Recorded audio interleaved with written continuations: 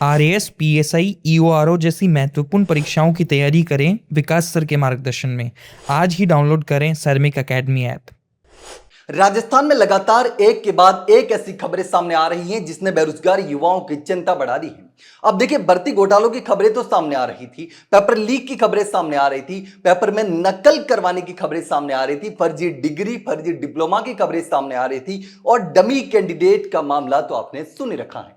लेकिन अगर मैं आपको कहूं कि डमी कैंडिडेट सप्लाई करने का धंधा चलता है तो आपको भी जानकर हैरानी होगी, लेकिन ऐसा होता है। डमी कैंडिडेट सप्लाई करने का भी गिरोह चलता है और इस गिरोह का खुलासा तब हुआ जब एसओजी ने इस गिरोह के एक दलाल को गिरफ्तार किया, जो दलाल परीक्षाओं में डमी कैंडिडेट सप्लाई करने का काम करता था। जी हां, अब राजस्थान कर्मचारी चयन बोर्ड की भर्ती हो या राजस्थान लोक सेवा आयोग की भर्ती हो, इन दोनों एजेंसियों के द्वारा कराई जाने वाली परीक्षाओं में ऐसा होता है, इस बात से इनकार नहीं किया जा सकता। लेकिन अब देखिए, राजस्थान कर्मचारी चयन बोर्ड की भर्ती में डमी सप्लाई करने वाले एक दलाल को एसओजी ने गिरफ्तार किया है।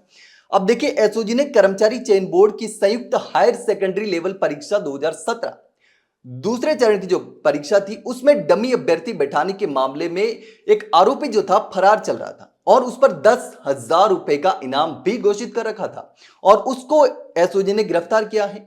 अब एसओजी का इस पूरे मामले में कहना है कि आरोपी जो है दिलखुश मीणा, जो कि अलवर के राजगढ़ का रहने वाला है और वो दलाल था जो डमी कैंडिडेट सप्लाई करने का काम करता था, तो उस दलाल के रूप में काम करता था और उसको गिरफ्तार किया है। अब 15 जुलाई 2018 को जो परीक्षा हुई, इस परीक्षा में गिरोह ने डमी अभ्यर्थियों को बिठा करके पेपर हल करवाए। डमी अभ्यर्थी बिठाए और डमी अभ्यर्थियों को बिठा करके पेपर हल करवाने का काम उस कैंडिडेट ने किया। अब देखिए, आरोपी दिलकुश जो है उसने चेतराम मीणा को सुशील कुमार मीणा के लिए डमी अभ्यर्थी उपलब्ध करवाने के उद्देश्य से विशाल चौधरी से संपर्क करवाया।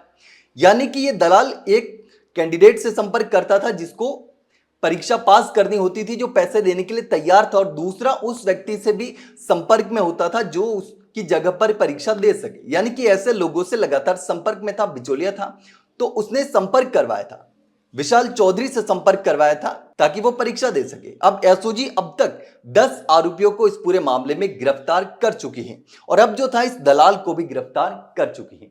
तो आप सोचिए कि किस तरीके से जो भर्ती परीक्षाएं होती है उस भर्ती परीक्षाओं में डमी कैंडिडेट बिठाए जाते हैं और नकल करवाई जाती है। उस नकल के पीछे पूरे के पूरे गिरोह चलते हैं और इस मामले में भी आपने देखा कि किस तरीके से डमी कैंडिडेट उपलब्ध करवाने का जो है वो पूरा रैकेट चलता है और उसमें दलाल भी होते हैं जो अभ्यर्थियों को ढूंढते हैं कि कौन सा अभ्यर्थी फर्जीवाड़ा करने की कोशिश कर रहा है, जो पेपर लेकर के या पैसे देकर के सरकारी नौकरी हासिल कर सकता है, जो पढ़ने में कमजोर है। तो ऐसे अभ्यर्थियों को टारगेट करते थे और उसको दलाल जो था वो डमी कैंडिडेट उपलब्ध करवाने का काम करता था। तो इस तरीके से पूरा गिरोह काम करता था और उस मामले में अब जो है वो एक दलाल को एसओजी ने गिरफ्तार किया है और इस पूरे मामले की और भी परतें खुलेगी जब इससे पूछताछ की जाएगी। इस पर 10,000 रुपए का इनाम भी घोषित था।